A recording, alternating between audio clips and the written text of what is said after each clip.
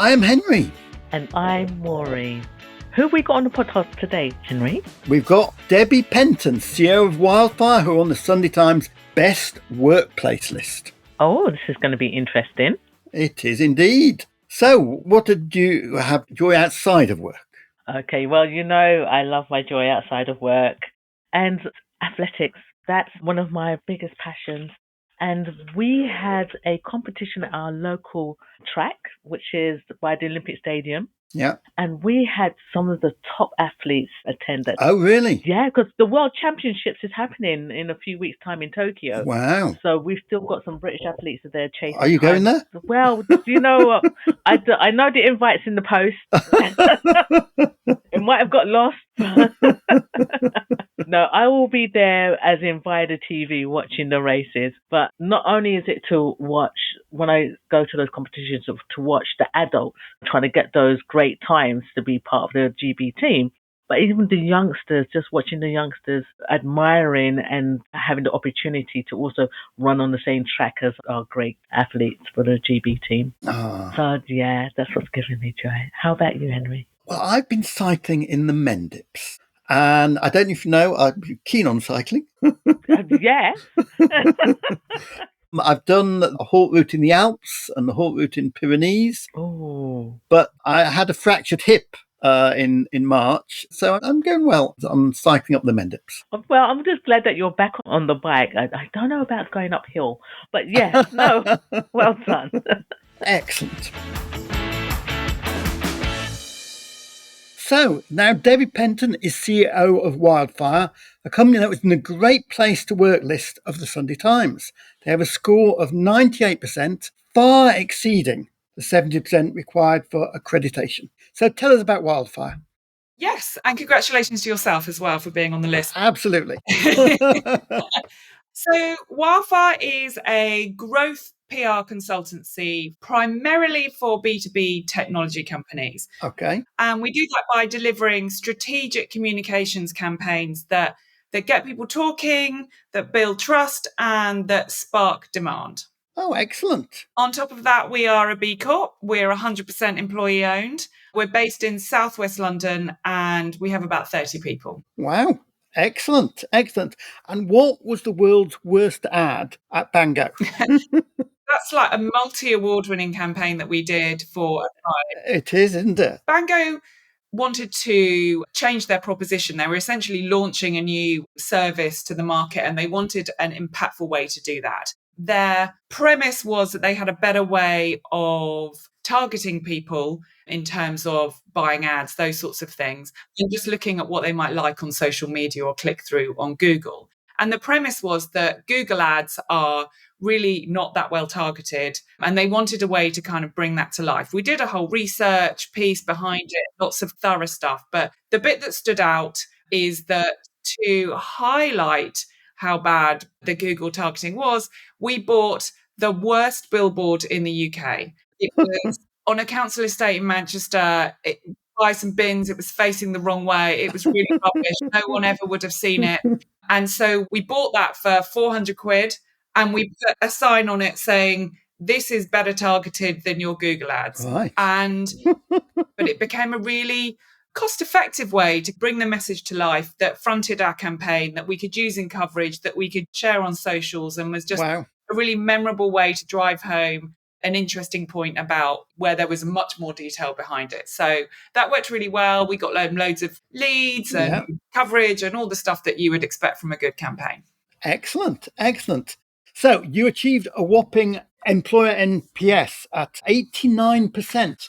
That's based on a scale of 0 to 10. How likely are you to recommend working at this company to a friend or colleague? 70% is world class. How did you get to 89%? We have 86%. That's a score based on a pulse that we do monthly. To be honest, it does fluctuate, but that was the score that we put in. Not everybody's happy all the time, as you well know. Yeah.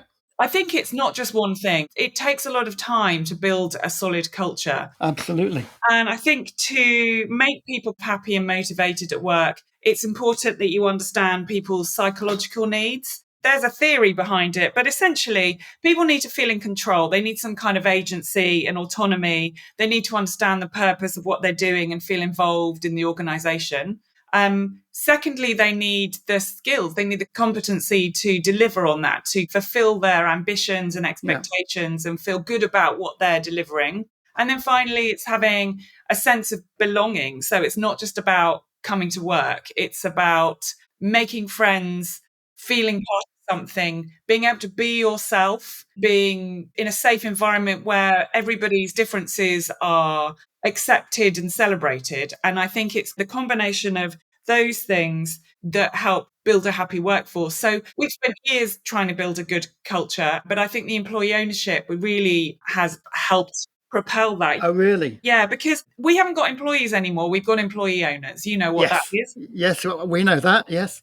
With that brings greater transparency in terms of how the business is run. We give them more trust and they have a greater responsibility in some of the aspects and choices and decisions in running the business. So that really helps with their kind of understanding and feeling of agency towards things. We invest heavily in training and development, really outshining the industry in terms of the kind of skills that we're helping people with, both tactical skills, consultancy skills, and increasingly AI skills. And also our values are really key. One of our values is be yourself. We have teams of people creating lovely cultural moments where people can be celebrated and get recognition and have fun and all of that. And I think it's all of those things and loads of feedback with all sorts of different levels all of the time, lots and lots of listening and allowing people to influence the changes we make, the answers we give, how we run things. Can you talk about someone that is trusted, that has control? Someone who is trusted. Well, I think everybody's trusted. Everybody's trusted. Everybody is given a job to do. And obviously they're managed and given support and training. We trust everybody to do that. Obviously, working from home, you have to have that level of trust in people. Yeah. We also allow people to work from anywhere. They can go on holiday and continue their job. That's a level of trust that a lot of people don't have. We don't expect to be monitoring what everyone's doing every minute of every day. We expect them to get the job done. And we give them responsibility. If people want to do more within the business, we give them that responsibility as well. You said about work from anywhere benefit, which allows employees to take up to a maximum of 10 days a year anywhere in the world. Yeah. So in different time zones, we have people work in Hong Kong. We've had people work in all sorts of places. I mean, we have to be sensible about it, but there'll be flexibility in their working hours. It might be that they want to go on holiday or that their family live abroad and it makes sense to have a longer period away, but they want to be able to tag some work onto that to extend their break. And so we've had people who kind of get up at really early in the morning and work through. And then they've got the rest of the day to hang out with their friends and family wherever they are. So it's a fairly new benefit. It's something that we were doing anyway during COVID with people living all over the place, but it made sense to formalise it and roll that out to the team. And I think it seems to be much appreciated. Does it? Right. Okay. So now you became CEO of Wildfire in May 2023. Yes. In May 2024, you became employee-owned. You have emphasised that you didn't want Wildfire to fall under private equity control or risk a distracting trade sale. We're also employee-owned. When you became CEO in May 2023, were you up to being employee-owned? I had been planning employee ownership for about 4 years before we did. Oh, really? Yeah. So my predecessor, one of the founders of the business, we started a management buyout for him in February 2020. And so at that point, I was very like, okay, what am I going to do? What does my exit look like? And do I leave that to chance or how can I control that? I like a bit of control. So I didn't want to wait for someone to go, I'll buy you out or whatever the options might be. Or as I said, go through the jeopardy of a trade sale and impact on the team would be, you just don't know. So I had a 4-year plan, which involved making sure that I built a succession plan, that I had a team to take over and I could start to step back. And me becoming CEO was allowed room for 2 joint MDs to move up and take over the day-to-day running of the business. And the plan was that we would give them a year to settle into that role. And if it was going well, then we would activate the employee ownership. And it wasn't actually the best time. It wasn't our best year financially. It wasn't, trading conditions weren't brilliant. And some people might have put that off, but I thought it's important to have momentum in the business that people see change and feel like I'm not holding on for the wrong reasons. Yes, it was all a carefully orchestrated plan. Excellent, excellent. And are you stepping back? Yes, I am. I'm not involved so much in the day-to-day. I've actually just stepped back to 3 days a week. Oh, And I have as well, yes. nice. Literally this week. I'm still involved in the vision and new business. We're doing a lot of change in the business as well. So I'm really involved in that and really love the job still, love being involved and love how well the team are doing. They're really rising to the challenge and doing a cracking job. So far, fingers crossed, it's all going quite well. And I think everyone's enjoying that I'm there, but not too much. Meddling. Excellent, excellent. Now, on employee ownership, there's a tax-free bonus of £3,600, isn't there? Do people get that? We attach it to company performance and we have different levels. So we hit a certain number, they get a certain amount of that. And of course, we're only just over a year in, so we haven't had a lot of opportunity. Also, then clearly we're still paying out the deferred consideration. So there's trying to manage how much is available. I would love that to be the full amount for everyone every single year in the future. It was slightly less last year, but everybody got the same amount, regardless of what level they were. Oh, really? We had a flat employee ownership bonus. So it wasn't like weighted towards the people, more senior people who've been there longer, which I think is just a parity across the organisation from that point of view. Absolutely. And so when do you get Freedom Day?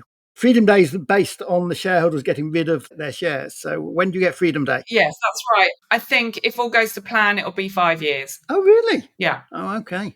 Excellent. Is that fast or really surprised? What were you thinking there, Henry? We're probably about 8 years, I think. Okay. Yeah. It is quite aggressive, but we are managing to stay on track. And of course, there's flexibility in there. Who knows? I mean, it's a funny old world, isn't it? You don't really know.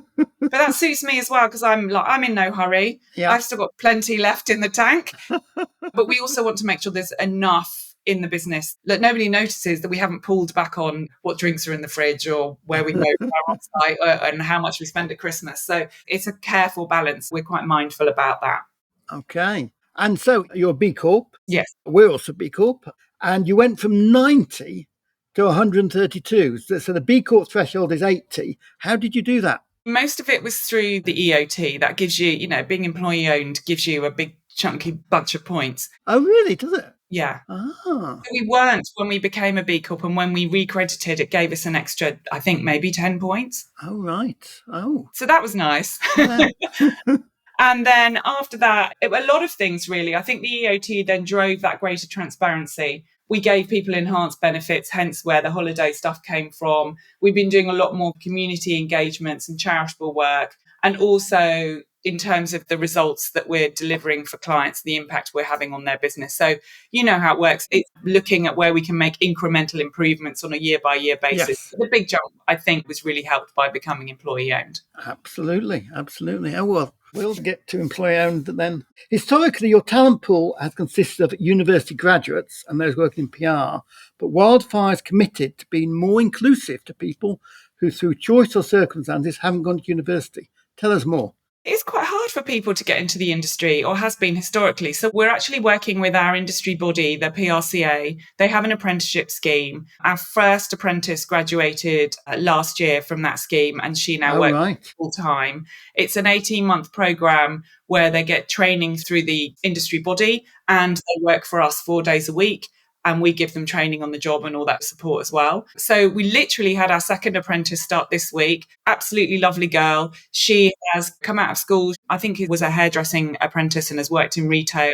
Hasn't got A-levels, but super bright. And so we're really excited because it's interesting, a lot of university graduates apply for the apprenticeship schemes and that doesn't quite sit right. It's important to the people who haven't done that traditional route to give them a way in. And so we're doing the apprenticeship scheme. We're also quite heavily involved with the local school, just making sure we're giving regular work experience to them. We go into careers days. I send my team in. They have the 14-year-olds going around doing speed dating with, and I go, what's PR? And we go, what do you want to do? And just kind of trying to understand and educate people about career choices and that you don't need to go to university to get into the industry. But I think, you do at the moment, it's easier to go through these kind of accredited schemes. So that's what we're doing. Hopefully we'll be able to continue to grow and offer more of that as we do.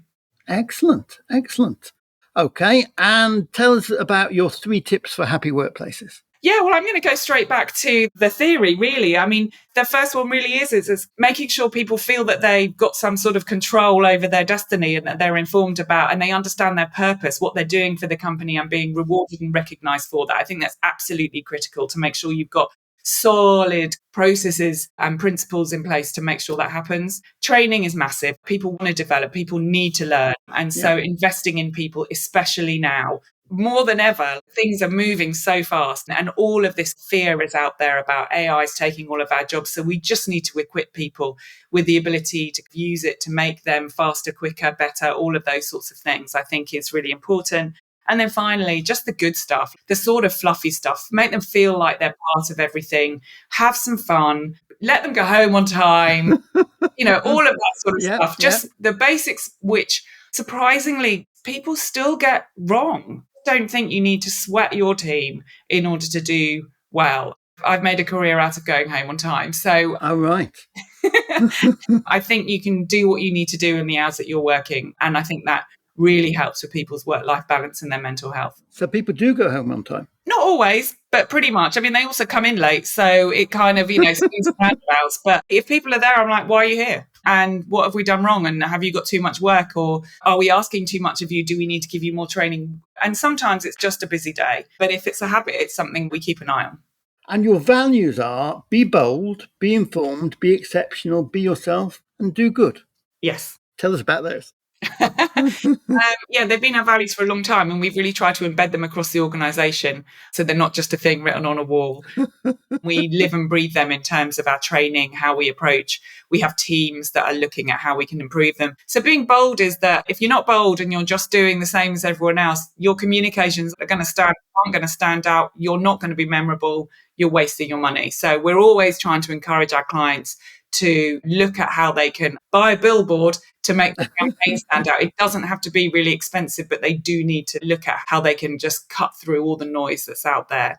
Be informed, obvious. You need to have insights. You need to know what you're basing those ideas on. Otherwise, they're just ideas, right? Be exceptional. Again, nobody wants to be mediocre. Exceptional is definitely important. Be yourself speaks to the culture, speaks to people being allowed to be different. We're a PR agency, but we are not a team of extroverts. In fact, mostly we're introverts. Oh, really? Not me, but a lot of people are. And I think that's just where people get their energy from. People can be brilliant, whatever kind of type of person they are. And it's about finding people's strengths and working with those and pulling a team together that can all support each other. And that's absolutely critical in terms of our value.